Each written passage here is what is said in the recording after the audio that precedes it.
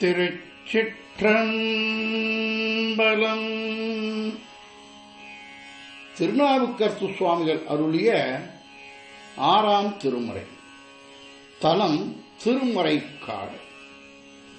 தோண்டு சுடரணைய ஜோதி கண்டாய், தொல்லமரர் சூழா மணிதான் கண்டாய், காந்தற்கரிய கடவுள் கண்டாய், கருதுவார்காற்ற எளியான் கண்டாய், வேண்டுவார் வேண்டுவதே ஈவான் கண்டாய், மெய் நெறி கண்டாய், விரதமெல்லாம் மாண்ட மனத்தார் மனத்தான் கண்டாய், மறைக்காட்டுரையும் மலானன்றானே, மறைக்காட்டுரையும் மணாளன்றானே.